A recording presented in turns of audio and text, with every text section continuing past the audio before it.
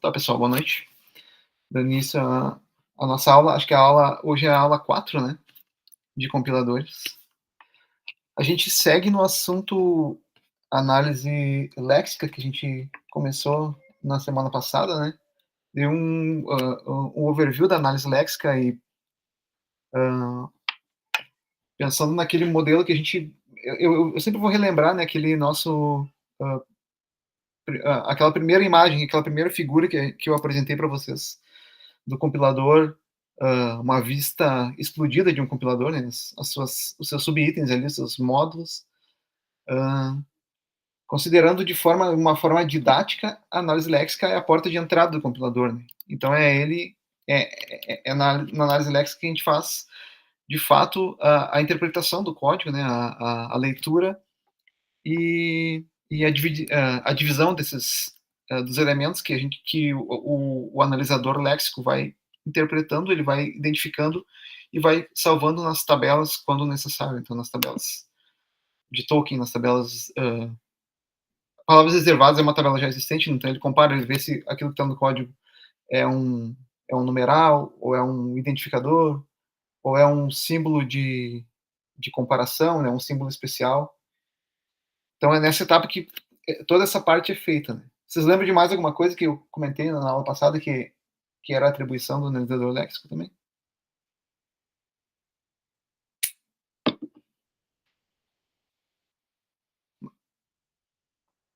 Uma coisa bem simples, né. Pensando que a analisador que a o léxico, ele está preparando, né, as próximas etapas do compilador, então tudo aquilo que não é, responsabilidade do compilador, não é necessário que o compilador, parseie ou entenda, ele remove, né. Então ele remove, sei lá, espaços quando não são necessários, ele remove comentários, porque os comentários não interferem em nada, né, para a etapa de compilação, então tudo aquilo que está comentado ele remove, e ele otimiza essa estrutura de memória.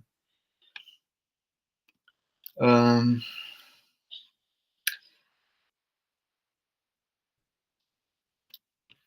eu compartilhar a tela.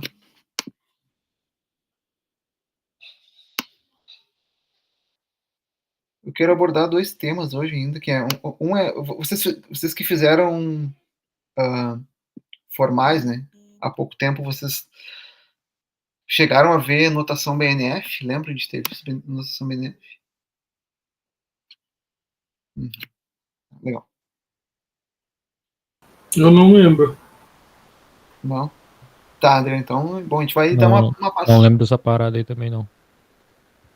tá, a gente vai dar uma passada. Eu acho que talvez agora de repente, eu acho que vale a pena até eu falar agora, então, antes de ir pra parte da análise, de caracteres dentro nas cadeias, né.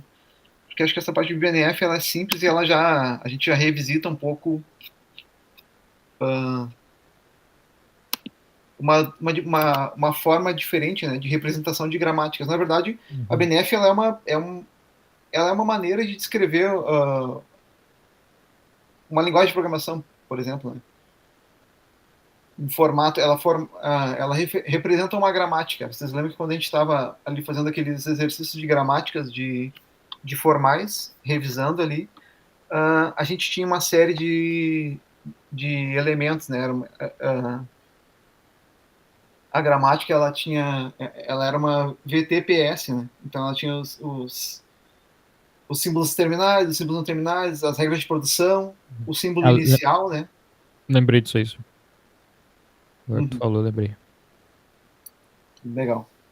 E a BNF ela é uma maneira, de formalizar uma gramática também, né? Então deixa eu só vou compartilhar acho que um documento e daí eu vou escrevendo aqui, depois eu boto lá no aula também isso.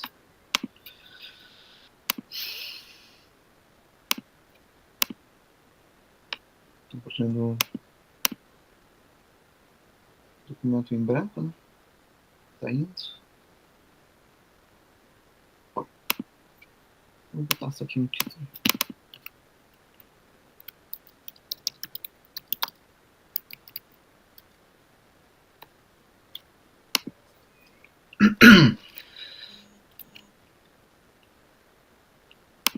vou dar um exemplo, tá? Que eu peguei e que eu acho que é didático e é simples pra gente. Eu não copiei tudo aqui. Tá. Então, pensando assim, na notação BNF, né?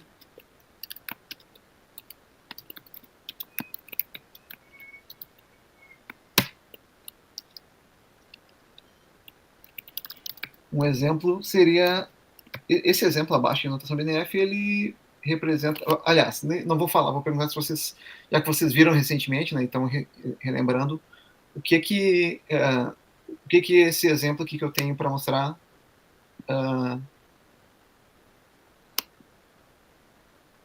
o que ele representa, né? O que essa gramaticazinha aqui representa. Bem simples.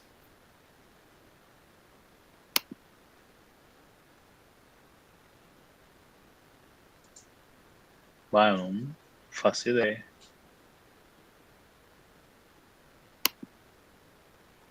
Tá, então relembrando a questão das gramáticas, vocês lembram que nas gramáticas a gente tem as regras de produção, né?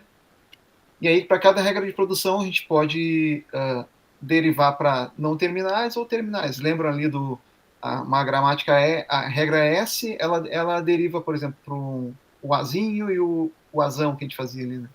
Sendo que o A maiúsculo era um não terminal, o A minúsculo era o próprio caractere do A, né? Então, eu quero saber se essa gramática ela aceita a letra A. Beleza, então digamos que aqui, bom, aqui teria a regra, né, dizendo, eu tenho um A maiúsculo, então aqui já é uma observação que a gente pode fazer sobre a gramática BNF, então as regras, né, elas ficam aqui representadas não terminais entre maior e menor, símbolo de maior e menor. Os terminais, eles ficam representados entre aspas duplas. Então aqui é um terminal. Esse mais, ele é o mais literal, né? Aqui o termo que está entre maior e menor significa que o termo eu posso derivar. Derivar no quê? Aí eu venho aqui para a regra da esquerda e vejo de novo. O termo ele deriva ou para um número ou para uma expressão. Então a gente tem inclusive uma recursividade aqui, né? A expressão chama termo, que chama expressão. Então eu posso ficar viajando nessas derivações aqui até representar uma infinidade de possibilidades de combinações. Então, é bem parecido com aquilo que a gente tinha visto do outro trabalho ali que a gente entregou. Exatamente. Exatamente, é o Felipe, né, que falou. Isso aí, Felipe. A notação BNF ela é uma maneira diferente de descrever uma gramática, né? A gente estava usando aquela notação formal os formalismos que a gente revisa ali informais, que a gente aprende informais, mas a notação BNF ela é uma forma mundialmente utilizada para representar gramáticas também. Então, até de agora em diante, né, e até para os nossos trabalhos finais, a gente pode inclusive utilizar da notação BNF para representar as gramáticas que a gente precisar representar, né? Tipo, que era uma representação, por exemplo, sei lá, de uma função em C. Então eu teria uma coisa muito maior do que isso que a gente está vendo aqui, né? Uma infinidade de derivações. Infinidade não vai ser tão grande assim, né? Mas uma quantidade bem maior de derivações, onde eu consigo delimitar, por exemplo, um escopo, né? Então, se vocês verem aqui, o termo ele pode derivar numa expressão e essa expressão fica dentro de parênteses, né? Se eu tivesse representando uma função em C, por exemplo, já que eu sempre estou usando o C como exemplo, vou seguir usando. Digamos que dentro de o C tu é obrigado a abrir chaves e fechar chaves para declarar tudo dentro do escopo da função. Então, digamos, aqui seria, sei lá, função, e aí ia ter o nome, o tipo, o nome, abre parênteses para os argumentos, né? E depois eu ia ter abre chaves, fecha chaves, e aí dentro de... Aqui, né? Não vou botar as aspas. E aqui eu ia ter o corpo da função, né? Então, sei lá. Já estou bagunçando um exemplo aqui, mas é só para ficar... Já estou dando um exemplo mais complexo do que a ideia, né? Do que eu ia apresentar inicialmente. Aqui seria o corpo da função. E daí eu tenho uma nova regra aqui, ó, corpo. O que o corpo da função aceita? O corpo da função, de uma função aceita praticamente tudo que um programa aceita, né? Então daí eu ia começar a fazer as derivações. Eu poderia... Inclusive, acho que em algum momento eu vou passar esse exercício para vocês, que é divertido. Voltando para esse exemplo aqui, né? É uma expressão aritmética simples, né? Então, é um exemplo.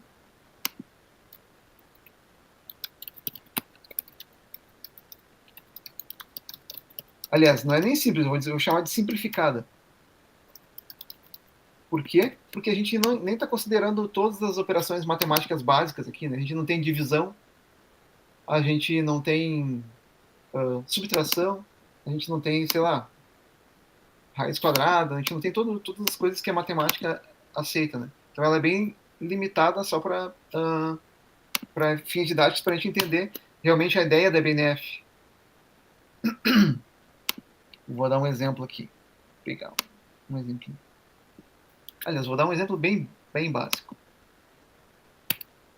A gramática aceita isso daqui?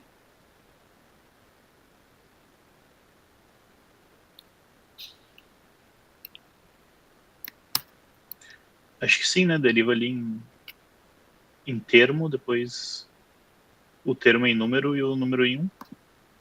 Exatamente. Expressão vira um termo, o termo vira número, o número é os caracteres numéricos, né? Infinitos ali. Então,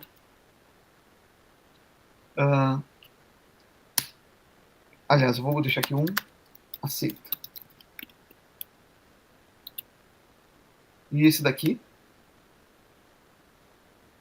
vamos descobrir, né?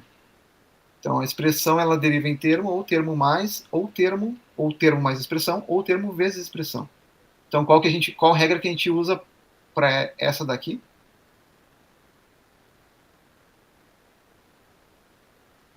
Vamos usar termo mais, né? Então, termo mais expressão. Beleza. Termo mais expressão, o termo vira o número 2. Aceita, né? E agora a gente tem um novo conjunto aqui, ó, que seria esse daqui. Então, a segunda expressão, essa expressão aqui, né, da primeira derivação, a gente deriva de novo. Expressão, ela pode ser termo, ou termo mais expressão, ou termo vezes expressão. Estão conseguindo acompanhar ou eu tô... Tá dando para acompanhar, pessoal? Então faz um sinalzinho demais de positivo, assim. Tá, beleza. Então,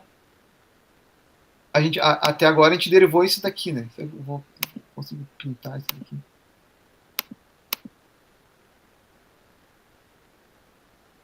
Vamos pintando de verde o que a gente já derivou. Tá. Agora a gente vai de novo.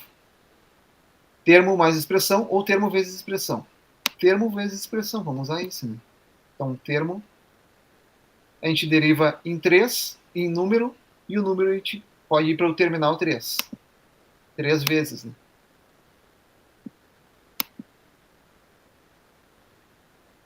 E agora a expressão,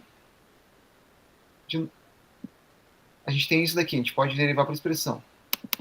Vamos ver. A expressão a gente pode derivar em termo, termo mais expressão, ou termo vezes expressão. Qual que vocês derivariam agora? Aliás, a gente já fez isso daqui.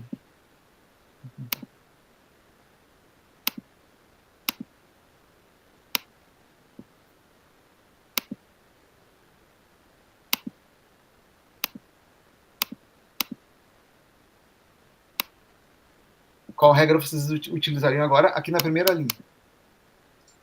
Agora deriva em termo só, né? Termo, beleza. E aí de termo a gente vai para outra opção ali, que é a segunda, isso. O segundo, né? Uhum. Aí a gente tem, abre parênteses, um terminal, né? E um terminal, fecha parênteses. E aí eu posso ter uma expressão dentro disso. Então, aqui a expressão volta para essa linha de novo. Termo, a expressão pode derivar em termo, ou termo mais expressão, ou termo mais expressão. Agora eu já estou limitado, né? Eu tenho um mais aqui, então eu vou derivar primeiro em termo mais expressão.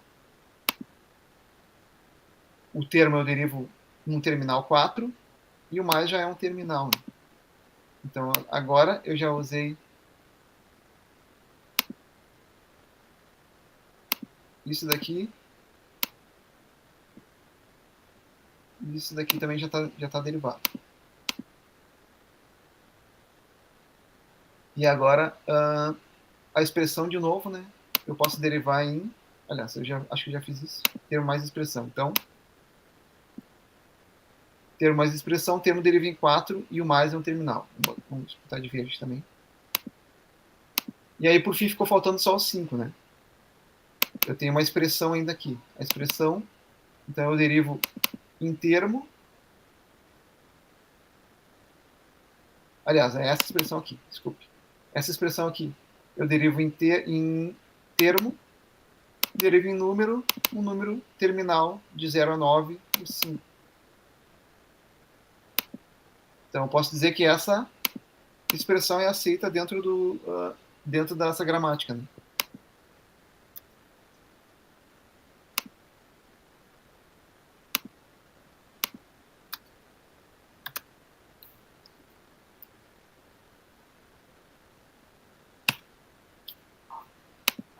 Ficou claro, pessoal? Sim, eu achei bem parecido com aquele outro. Mesmo padrão, né? Vai derivando ali. Sim, é para ser uma coisa bem similar. Deixa eu pintar esse de verde aqui também, só para... É uma notação mundialmente utilizada, né, na computação para representar gramáticas, linguagem de programação, regras das mais variadas. Assim. Mas, basicamente, se a gente pensar em gramática, a gente pode dizer que tudo que representa uma gramática pode ser representado. Tudo que compreende gramática, né? E a linguagem de programação está dentro desse universo, né? A gente pode dizer que pode ser representado dentro da notação BNF.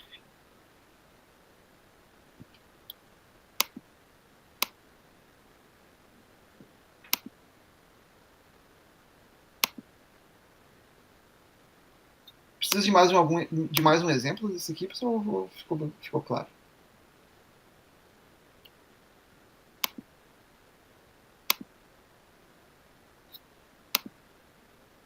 Então, tranquilo. Então tá. Tá ok. Belezinha. O que eu vou falar agora, então? Acho que vamos continuar no assunto, né, da análise sintática.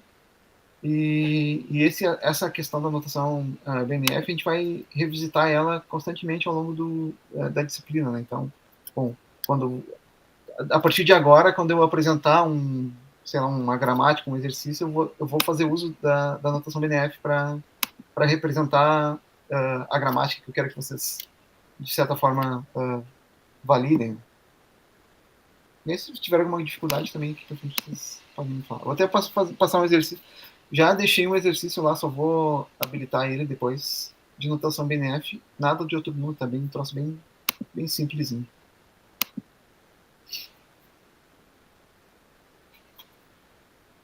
Acho que eu já comentei com vocês também sobre máquina de estados, né?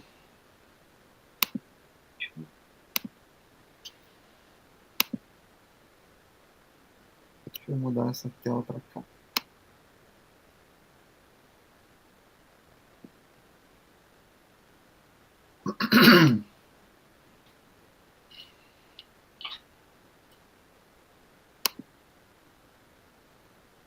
Beleza.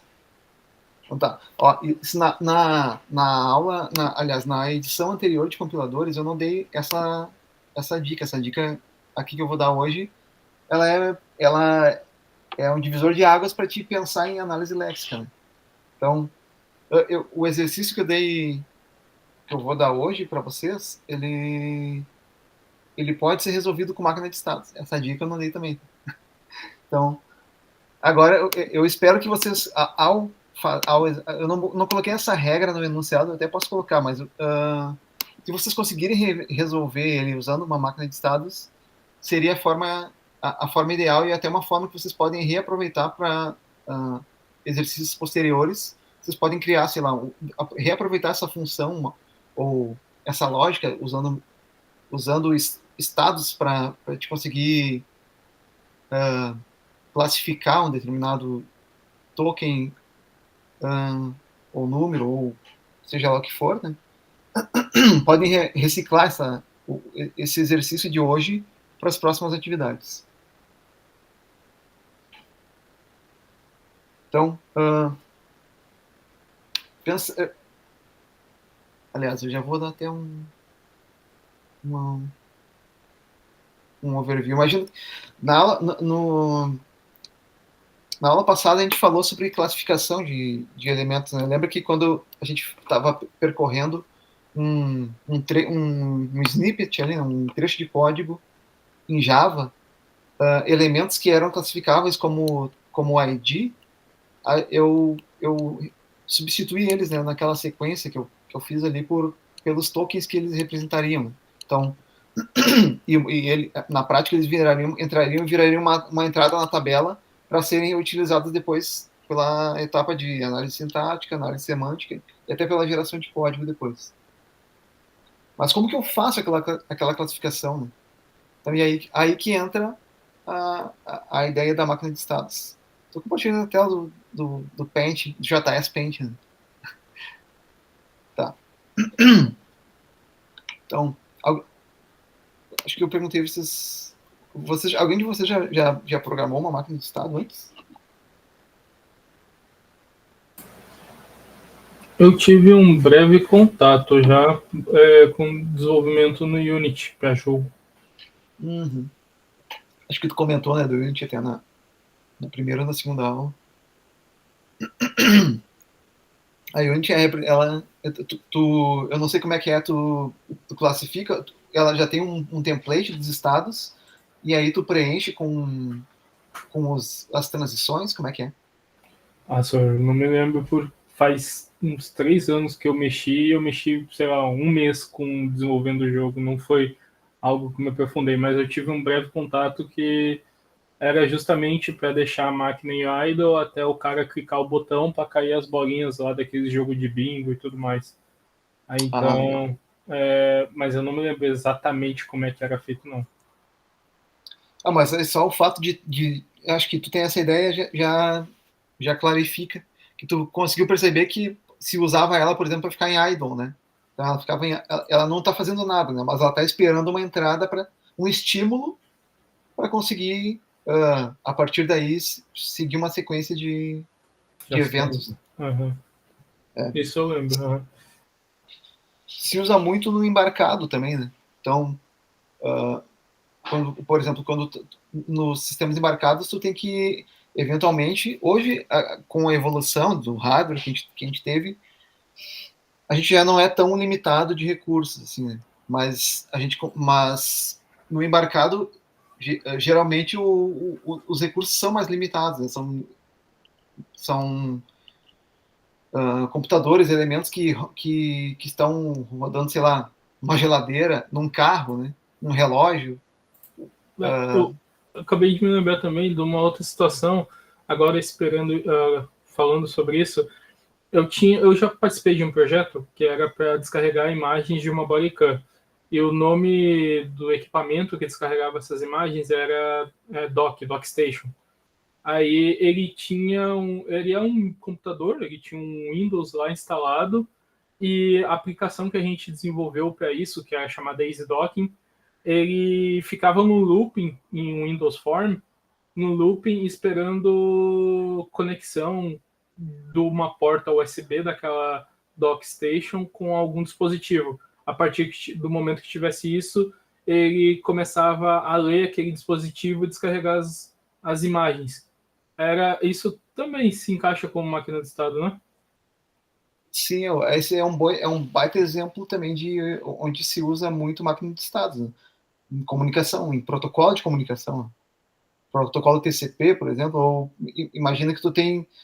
Eu já usei uns protocolos bem baixo nível, assim, para comunicar equipamento de automação bancária, né? E aí tinha que ser um protocolo, tem que ser um protocolo que usa, sei lá, uma linha. Tem até um protocolo aqui chamado One Wire. E ele roda e tu consegue usar ele realmente usando um fio só, né? Só uma linha para te conseguir, onde tu representa ali as sequências de 0 e 1 e tu consegue comunicar um dispositivo com o outro. Né? Protocolo CAN também, RS-232, RS-485, são vários protocolos e todos eles geralmente quando se trabalha nessa parte de embarcado eles usam também esse conceito de máquina de dados. Como tu comentou, ele ficava esperando conexão, né? Quando recebe a conexão, quando recebe, sei lá, o primeiro passo de um handshake, por exemplo, de conexão, né? O que eu recebi, sei lá, o primeiro passo do handshake de conexão. O que eu faço agora? Eu só posso eu sair do estado idle para iniciando o handshake. Aí agora o que eu faço? Eu devolvo sei lá, devolvo um desafio para saber se o cara que me chamou ele tenha uma chave de autenticação que eu espero que ele tenha para comunicar comigo. Aí eu devolvo para o cara e fico naquele estado, esperando resposta do outro dispositivo. Né? Aí eu recebo a resposta. Recebi a resposta, recebi, sei lá, uma chave de autenticação.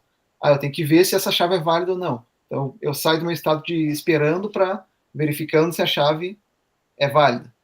E aí eu verifico, beleza, tá ok, daí eu devolvo. Chave ok. E aí, bom, a comunicação está estabelecida e deu, sei lá, minha aplicação vai fazer o que tiver que fazer até voltar de novo para o idle e ficar esperando uma nova conexão de outro dispositivo, sei lá. Eu estou dando um exemplo bem mais complexo até do que eu vou trazer para vocês, tá? Mas é só para ver que as aplicações que máquinas de estado são basicamente utilizadas em aplicações reais hoje. Mas o que a gente está falando aqui é de análise léxica, né? Então, vou representar a nossa máquina de estados aqui como um autômato mesmo. Então, digamos que eu esteja naquele estado idle que o Felipe, foi o Adrian que comentou, né? Foi o Adrian. Isso. Aquele estado idle que o Adrian comentou. Então, sei lá, eu tô aqui no meu estado idle e daí eu recebi um evento para começar o meu autômato. Esse aqui seria o meu estado inicial. Eu vou numerar eles, que daí fica mais fácil de a gente compreender. Então, digamos que o evento que eu usei o 0 riscadinho aqui, não se confunde, é um 0, tá? O meu estado inicial, aliás, eu saio do idle para ir para o meu estado inicial, por exemplo, no analisador léxico, se eu estou lendo um arquivo, né? Então, primeira coisa, meu compilador subiu. O que ele vai fazer? Eu passei por parâmetro para o meu compilador, sei lá, para o GCC, eu passo por parâmetro o meu arquivo .c ali, o arquivo do código-fonte. Então, beleza. Eu saí do idle porque alguém me chamou, né, me executou e passou por parâmetro um nome de um arquivo lá, sei lá, blá blá blá .c. Beleza, então vou começar a ler. Vamos pensar assim, de forma simplificar um pouco o exemplo para tokenizar IDs, números e símbolos de iguais. Né? Isso já é uma dica até para um exercício mais complexo do que o que a gente vai fazer hoje. Então, digamos que eu comecei a ler uma linha de atribuição, por exemplo.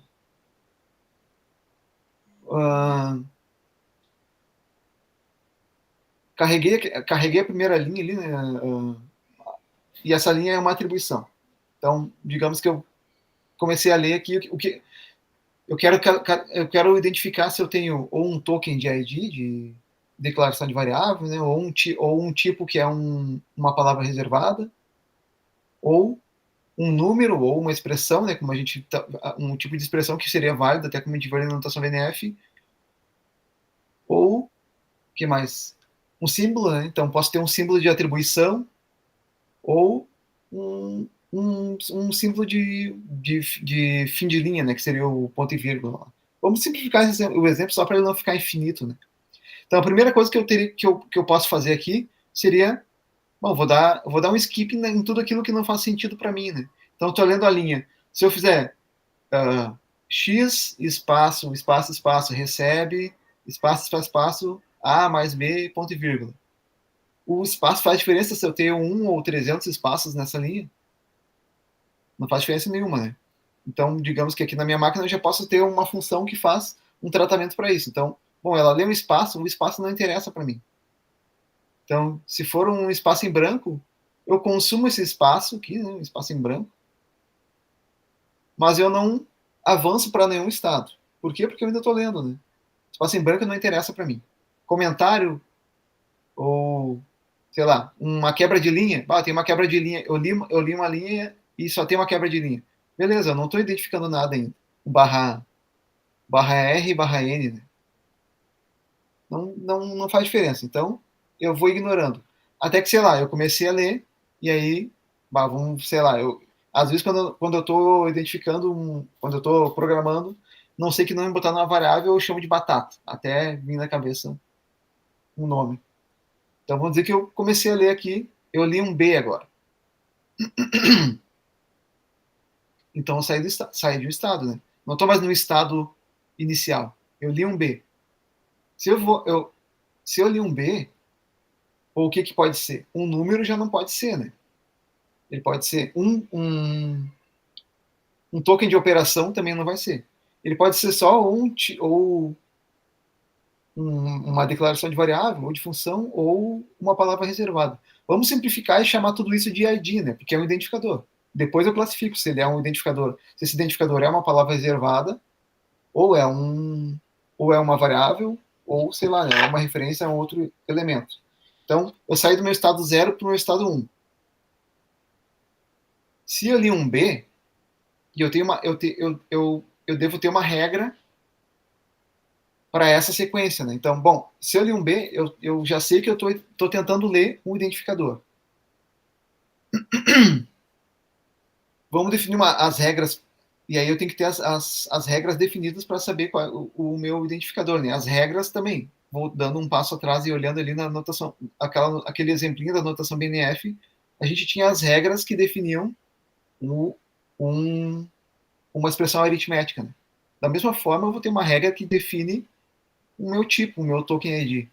Então, aqui simplificando, eu vou dizer assim, ó, ele pode começar ou com letra minúscula ou letra maiúscula, e aí depois disso ele pode ter números ou outras letras, né? Ou underscore e depois uma letra. Então, agora eu falei que eu ia fazer a minha... Eu escrevi batata na variável, então beleza. Eu li um B, vim para o meu estado 1, que é identificando, classificando o identificador. E aqui eu coloco as minhas regras. Não, eu posso ter de A a Z, minúsculo ou maiúsculo, ou de A a Z, né? A Z, minúsculo ou maiúsculo, ou um numeral também. Então, beleza. Eu posso ter o batata de 0, posso ter a minha variável batata 7. Vai ser válido também. Então, ok, eu li o B, tem que ter um loop de leitura aqui dentro também. O que eu leio depois? Então, a gente já pode identificar também que eu tenho que ter uma função que lê o próximo caractere da cadeia. Né? Aqui, essa função ela pode ser a mesma que eu usei aqui. Ó. Eu chamo a função lê próximo caractere. Eu li um espaço em branco, lê o próximo caractere. Li um espaço em branco, lê o próximo caractere. Li um B, beleza? Até ficou confundindo aqui, né? Eu fiz o B. Esse B aqui é de espaço em branco, tá? Vou fazer aqui entre aspas aqui, só pra gente... Tá. E aqui, então vou mudar meu exemplo. Minha variável vai se chamar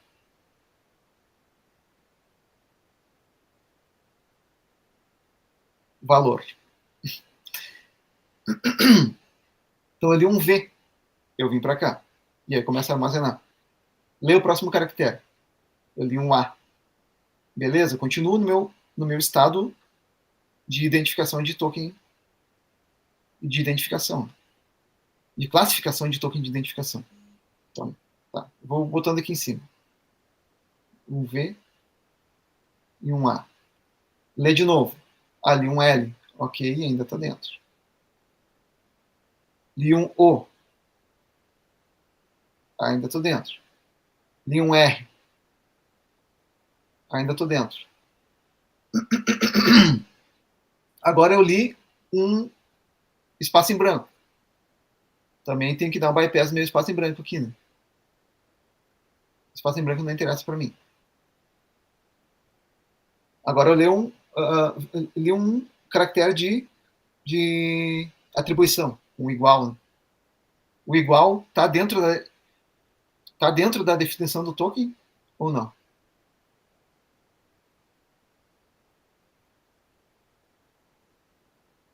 Vou olhar vocês aqui.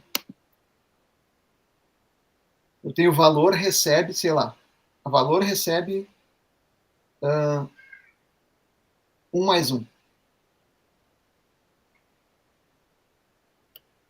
Eu cheguei no valor, eu terminei de ler a palavra valor e agora eu tenho um caractere de igual. O caractere de igual, ele está contido nesse identificador aqui? Vocês conseguem me dizer se sim ou se não? Acho que não, né? Não, exatamente. Não. Não está contido. Lembrem que o papel do analisador léxico é classificar as coisas, né? Então ele, inclusive, não vai nem validar se a sintaxe está errada, tá certa ou errada. Se eu tivesse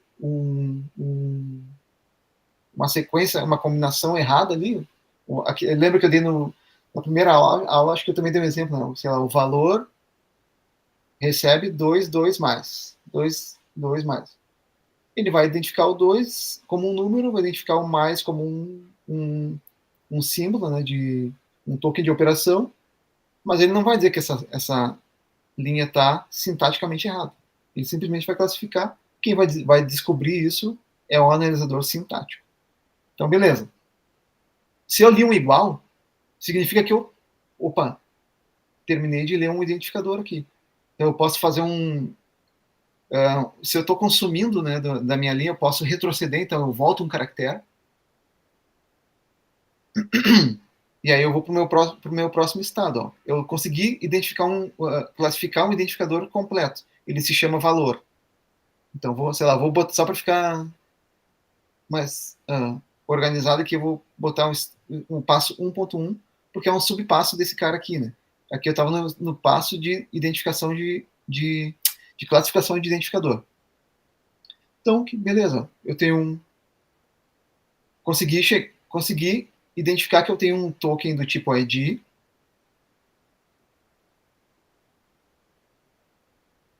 Com o valor, com o conteúdo do valor, né?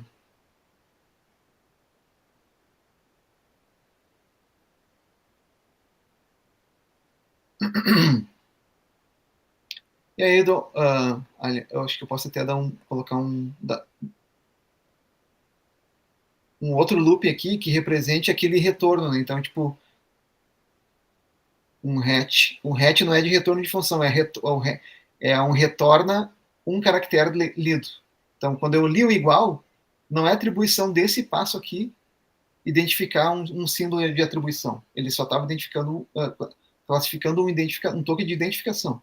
Então, beleza, eu retorno porque eu vou agora, terminada a validação, eu classifico como um token ID e eu dou, sei lá, faço uma chamada para um state back, né? Então eu vou voltar para o meu estado inicial. E aí agora eu vou chamar de novo a leitura. Aquele valor de igual que eu tinha lido aqui, ele voltou para a memória, né? Eu não li ainda, eu desli ele. Né? Então beleza. Agora eu li de novo. Agora eu li o igual. Se eu li, deixa eu criar um novo estado aqui. Vou criar já. Lembra que eu falei que a gente ia fazer só para 3 tipos de identificadores? Então, beleza, vamos fazer aqui. Para esse estado aqui, eu vou entrar nele quando eu ler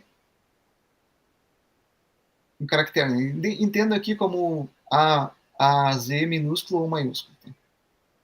Para esse estado aqui agora, eu vou fazer, vou entrar nele quando eu fizer uma leitura de um caractere dentro da minha gramática, um caractere aceito. Né? Então, sei lá, como a gente está dando o exemplo de atribuição, se eu ler um igual ou, sei lá, um maior que, ou um menor que, ou se eu ler um exclamação, porque daí pode ser um diferente, né? Seria uma exclamação, depois de exclamação para classificar um token de operação, eu ainda posso, eu devo ler um igual. Então se eu ler uma exclamação e ler só ele, sei lá, poderia ser não tem, ia ser um erro. Se tivesse só uma exclamação, ia ser um erro, pensando na linguagem C. Né?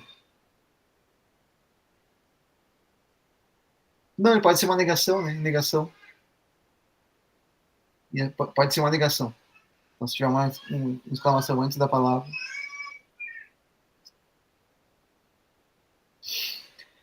Beleza. Li um caractere de igual, então eu vou para o meu estado 2 aqui. Não vou repetir, tá, pessoal? Mas aqui digamos que, bom, no meu estado 2, eu posso ler, eu vou ler cada um desses elementos aqui. Né? Então, li o igual, leio de novo. Aqui eu já estou classificando, né? Então, aqui eu só vou fazer uma barrinha para a gente representar o que eu estou lendo aqui. Li um igual, leio de novo. Bom, agora eu li um espaço em branco. Se eu li um espaço em branco, significa que eu já terminei de ler o meu próximo token, né? E ele está dentro da gramática que eu aceito? Sim, se eu estou aceitando uma linha de atribuição, o igual é o valor de atribuição, né? Então eu vou para o próximo espaço, para o próximo estágio, para o próximo passo, né? Ou estado, vamos chamar de estado, já que a gente está representando a máquina de estados. Vai ser o meu 2.1, que é classificar esse cara como alguma coisa, né? Então, eu vou classificar ele como sei lá, um token de operação.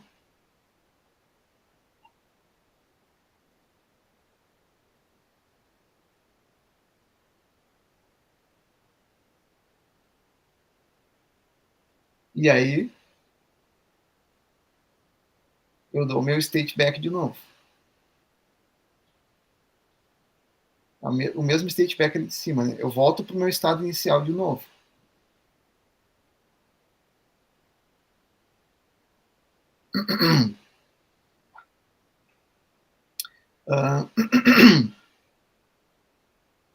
Voltei para o meu estado inicial. Agora, sei lá, vamos fazer diferente, né? Vamos fazer não é um número mais outro. É uma variável mais um número. Aliás, um número mais uma variável. Então, beleza. Agora eu vou ler o número 42. Então, agora comecei a...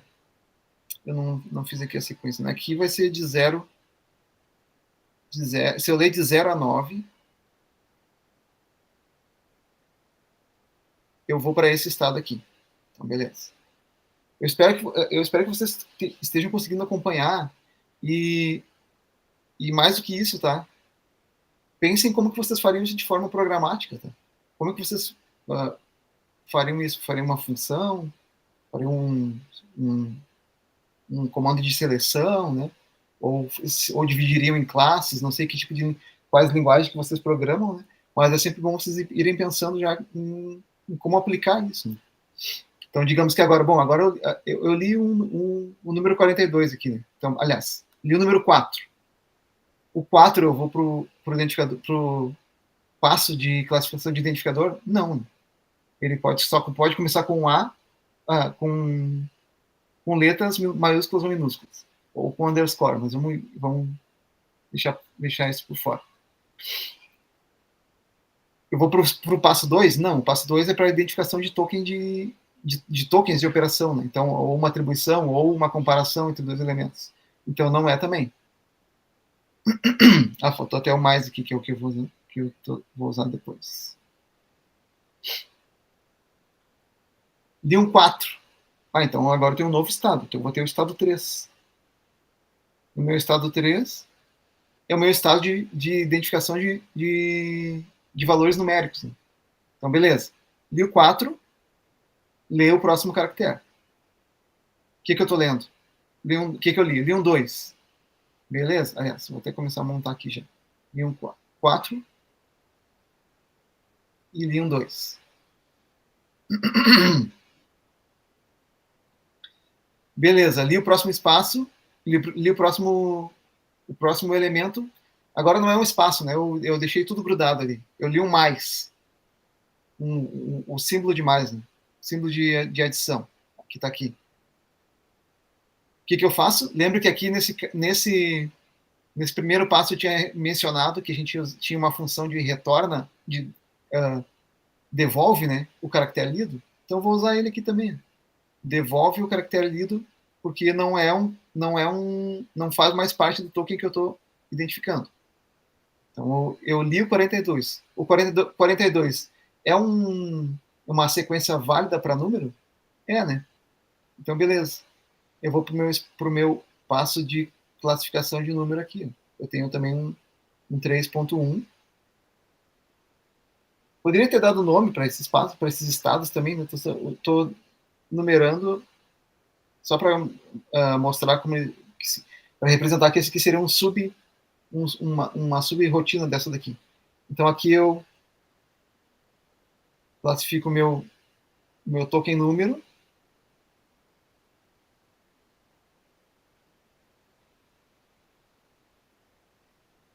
Com o conteúdo 42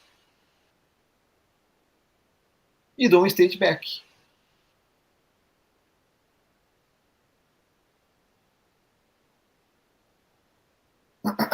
Volto para lá de novo.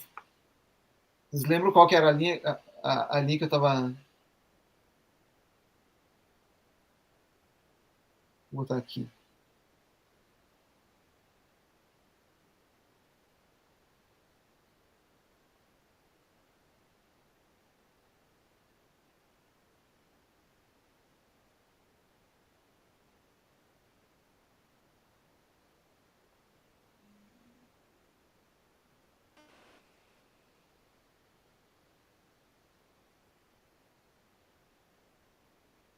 Ponto e vírgula.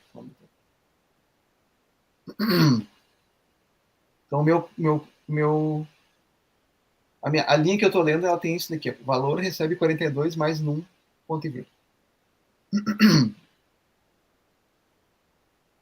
Aliás, vou até tirar o ponto e vírgula para não ficar muito espaço. Então, só 42 mais num. É uma linguagem que não precisa ser terminada. A linha não precisa ser terminada com ponto e vírgula. Lembra que eu li um caractere de igual, né? Eu fiz o back. Aliás, aqui, né? Nesse cara aqui. Eu tinha lido o caractere de mais. Então eu retrocedi, devolvi ele para a linha, classifiquei com um token number e voltei para o meu estado inicial. Agora eu li o quê? Um mais, né? Para qual que eu vou? Vamos ver se vocês estão acompanhando. Para qual estado que eu vou agora se eu li um mais?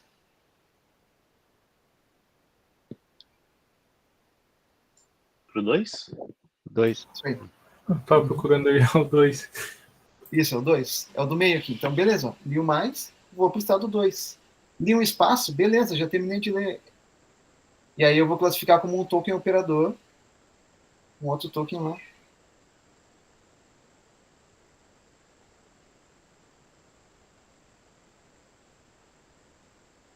Só que daí, esse aqui tem o conteúdo mais, né?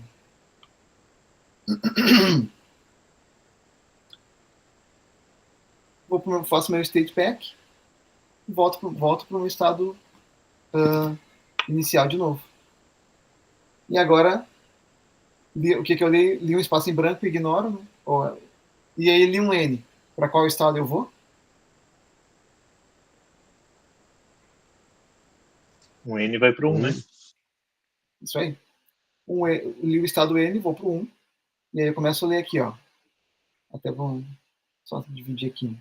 Mais li um N, li o U, continua, aliás, li o N, saí do 0 e fui pro 1. E aí eu espero ler só isso daqui agora. Li um U,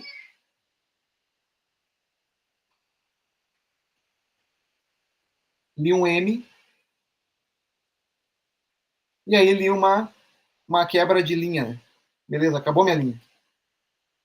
Essa função de ignora espaço, ignora quebra de linha, é a mesma que eu estou chamando aqui. Beleza, classifiquei mais um token de identificação, é o num. Vou para o meu estado de classificação de token. E aí é que eu gravo na tabela lá de novo mais um cara.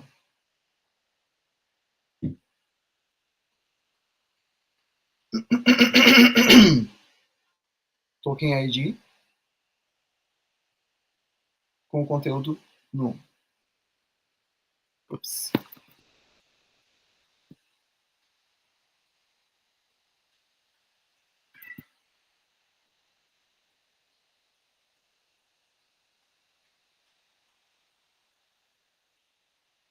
Beleza. Terminei de ler minha linha. É aceita pela gramática? Bom, se é aceita pela gramática, não interessa aqui, né? O que interessa é que eu classifiquei todos os caras que estavam nessa linha. Se eu tivesse valor, recebe 42, espaço num, espaço mais, o resultado ia ser exatamente igual. Eu ia ter preenchido os elementos na tabela, e aí quem ia ser incumbido de identificar esse cara ia ser a próxima etapa do compilador, que é o analisador sintático.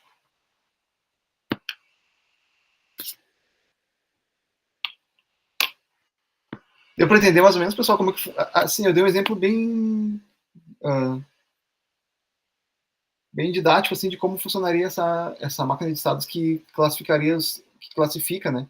Essa máquina interna do analisador léxico que classifica os elementos em tokens.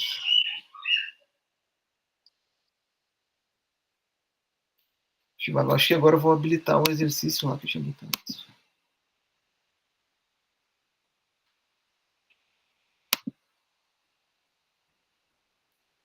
Acho que vou botar uma observação lá, utilizando uma máquina de estados.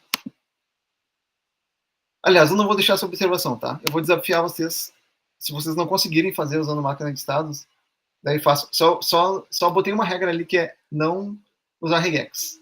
E se for usar regex, daí aí vai ficar muito injusto, né? Vai ser uma linha de código e tá resolvido o problema.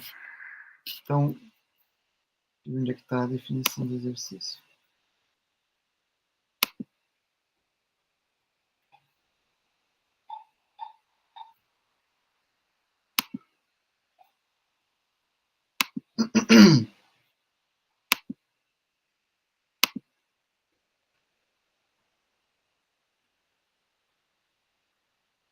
Aliás, eu deixei 2 exercícios, já vou habilitar os 2, tá? Um para cada assunto que a gente falou hoje, né, da anotação BNF, e um, agora eu vou compartilhar esse cara aqui. Vai ser até mais simples do que meu exemplo ali, tá? Estou compartilhando a tela já do exercício? Sim, do aula, né? Então, ó, o meu exemplo é crie de forma programática, e até vou botar aqui, eu vou editar.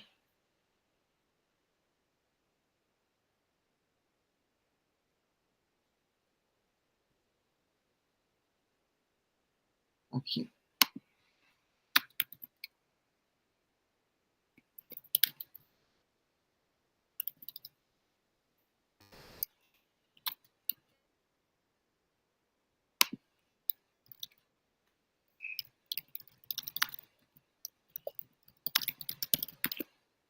Desafio vocês a usarem uma máquina de estados para isso, tá?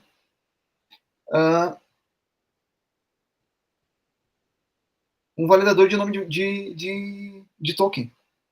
Bem simples, né? É só o passo 1 daquela máquina ali.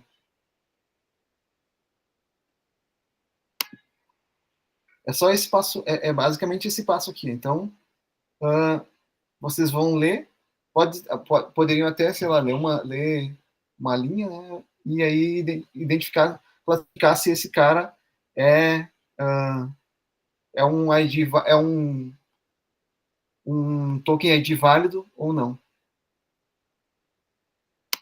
Ficou claro, pessoal? Acho que eu compartilhei a tela certa. Compartilhei. Mostrando. Tá compartilhando a tela do exercício. Logo. Eu entendi. Tá. Então, deixa eu compartilhar de novo isso daqui.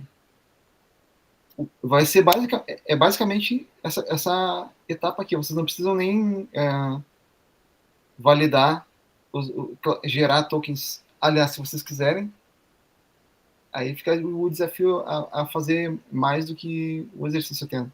Se quiserem implementar essa máquina aqui, que identificaria tudo, né? Ia ser interessante. Mas o meu exercício, ele está pedindo só isso daqui, ó. Só essa primeira etapa aqui. Então, seria ler e classificar a leitura da linha como um elemento válido ou não. E aí, o desafio é usar a máquina de estados, mas se vocês acharem muito complicado, aí podem utilizar um outro método. Né? A máquina de estados ela vai ser a maneira mais... como é que eu posso dizer? Ela vai ser a maneira menos gambiarrenta, digamos assim, porque tu pode fazer se tu não tiver uma máquina que leia e valide a tua gramática, tu vai ter que ter infinitas combinações que tu tem que comparar. Claro, se tu não usar regex, né, que é uma maneira mais limpa ali, para te conseguir saber se aquilo que a leitura, que o elemento lido, ele tá dentro do que tu espera como uma cadeia válida dentro da linguagem. Então aqui, eu até botei um exemplinho para vocês usarem de teste, tá? Então quando vocês podem criar um arquivo, sugestão, tá? Criem um arquivo e aí podem fazer a leitura desse arquivo a cada elemento, então linha por linha. Li a linha 1. Bom, o exemplo 1, 2, 3 é válido? Sim, ele está dentro da regra. Ó. Não pode começar com o número? Tamanho máximo 10. Botei um tamanho máximo também, né? Porque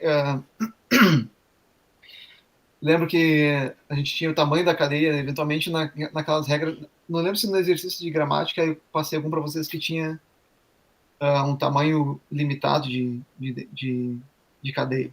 Mas aqui eu coloquei, tá? Então, bom, o nome de variável, só porque eu quis, tá? Colocar tamanho máximo 10. Não pode conter caracteres especiais, exceto o underscore. Então, beleza. O exemplo 1, 2, 3 é válido? Vamos contar. 1, 2, 3, 4, 5, 6, 7, 8, 9, 10. No limite, né? Mas deu. Outra variável. 1, 2, 3, 4, 5. 1, 6, 7, 8, 9, 10, 11, 12. O outra variável não pode ser aceito. O nome válido. Alguma coisa? Desculpa. Eu compartilhar a aba, esqueci de compartilhar. Então, aqui estão as regras, né? Não usar regex, não começar com número, tamanho máximo de 10, não conter caracteres especiais, exceto o underscore. Então, exemplo 1, 2, 3, aqui ele tem 10 caracteres, então ele passa em todas as regras no limite dessa daqui. Né? O outra variável, numa outra linguagem, ele seria uma declaração válida. Na nossa, não. Por quê? Porque ele extrapola o tamanho limite que eu aceito. Né? Eu aceito só variáveis com tamanho 10, cadeias com tamanho 10. Ele tem 1, 2, 3, 4, 5, 6, 7, 8, 9, 10, 11, 12, 13, 14. Então, não vale. O nome válido, o próprio nome já diz, né? Vamos ver. Mas vamos ver se é mesmo. 1, 2, 3, 4, 5, 6, 7, 8, 9. 1, 2, 3, 4, 5. 6, 7, 8, 9, 10, 11. Uma pegadinha aqui, é o nome válido, ele não é válido. A variável underscore 1, sim. E esse daqui é válido ou não?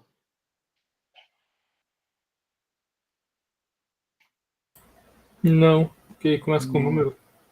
Exato. Blá, blá, blá. O blá, blá, blá. O blá, blá, mas também não. E o blá asterisco blá também não.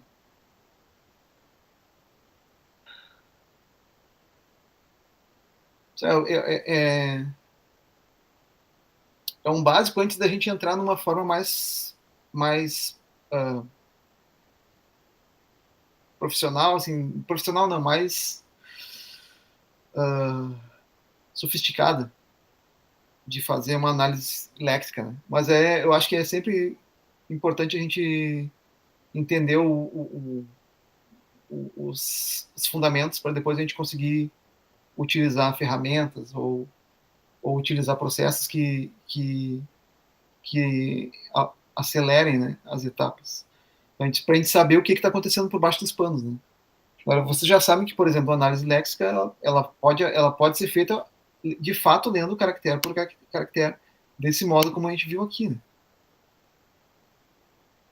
E aí, quando eu leio uma linha, eu consigo dizer, ó, beleza, essa linha, beleza, eu salvo esses elementos e eu posso, talvez, passar essa linha para o analisador sintático, ele passa a linha para o analisador léxico, que classifica em tokens, e depois ele olha os tokens. Ó, eu tenho uma regra, a gente poderia até fazer uma anotação BNF, né? Ó, tem um token ID, eu tenho uma regra que onde um token ID ele pode ficar à esquerda de um terminal do tipo igual, um token de tipo número, um terminal ou um símbolo de soma e um outro token ID.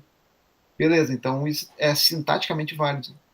Já estou até dando um spoiler de como seria a análise sintática.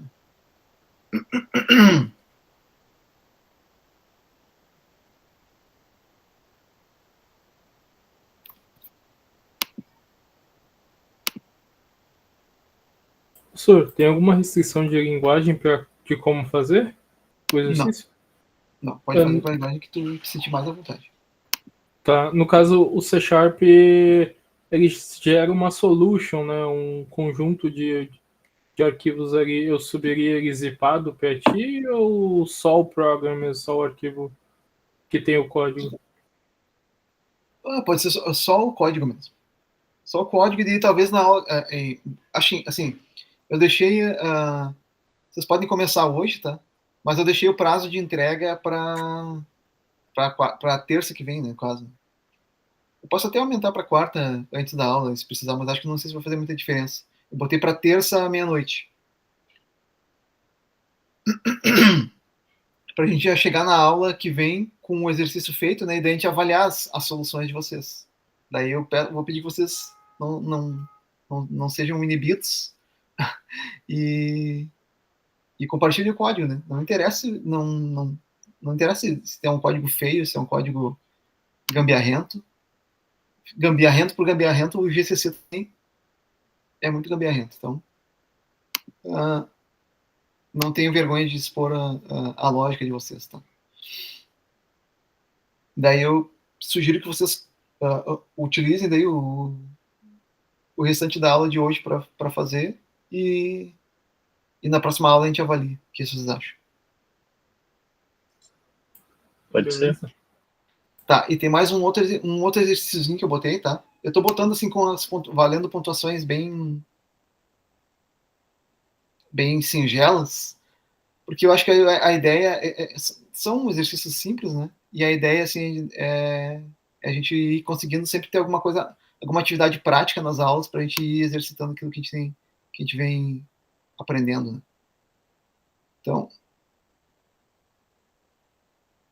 o outro exemplo, aliás, o outro exercício é esse daqui, ó. Acho que já está publicado, tá? Representar em notação BNF, então aquele mesmo exemplinho que eu dei, eu vou postar depois aqui, tá? Ali, aquele exemplo da expressão aritmética. E daí esse daqui é um pouquinho mais, eu fiz o inverso, tá? Como a notação BNF ela é mais simples, né? E é uma coisa que vocês já viram, eu pedi para vocês representarem em BNF uma gramática que represente uma atribuição em linguagem C. E aí vão ver eu vou pedir que vocês tentem não usar o chat GPT, tá? Tentem gerar vocês mesmos, tá? Exercitem um pouco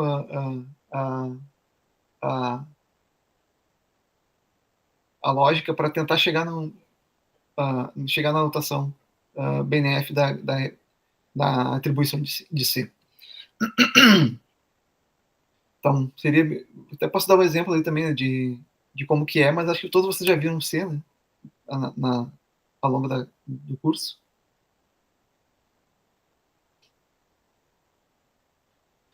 Então, esse aqui é o segundo exercício, tá? E vão valorizando esses pontinhos de cada exercício, porque eles podem fazer, somando todos eles, podem ser bem importantes lá na avaliação.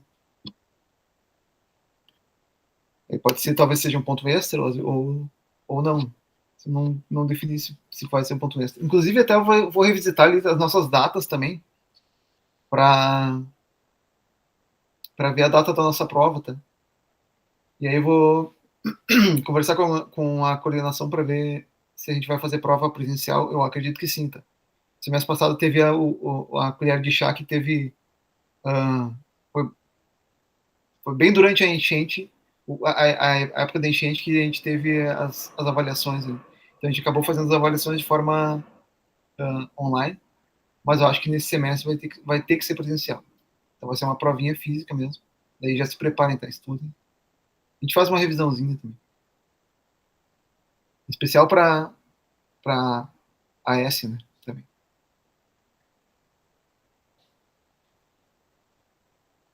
E aí, além das provas, né, a gente vai... eu acho que se espera que pelo menos uma ou duas provas a gente tenha. E aí, também no final, o que tem mais peso nessa disciplina é um trabalho final que a gente vai fazer aí envolvendo as etapas... Algumas etapas, a gente pode envolver as 2 primeiras ou talvez as 3 primeiras, depende de como a gente evoluir nos estudos no conteúdo ao longo da disciplina. Daí vai ter a avaliação, boa parte da nota da avaliação da AS vai ser esse trabalho que a gente vai desenvolver. Beleza, pessoal? Beleza. Lembrando que se tiverem alguma dúvida com relação ao exercício, né? Se alguma coisa não ficou clara, podem me mandar e-mail que eu respondo assim que possível. Só não deixem para mandar na finaleira lá, né? Tentem fazer já hoje, daí se surgir alguma dúvida. Aliás, se vocês quiserem, a gente fica junto aqui também. Vocês que mandam. A melhor maneira depois é por e-mail, né? Desculpa, não falhei um pouco da... Depois da aula, a melhor maneira de tirar dúvida por e-mail, né? Ou por e-mail. algum fórum? É o e-mail que tá na... Acho que é o cleiton.marques@ubra.br. Tá, do convite. É o do convite. Tá, pode mandar por ali que pelo menos uma vez por dia, às vezes mais, tá? Mas pelo menos uma vez por dia, logo de manhã, eu já dou uma olhada nele e vejo o que tem de mensagem. Uhum. Mas é para ser tranquilo, tá, pessoal?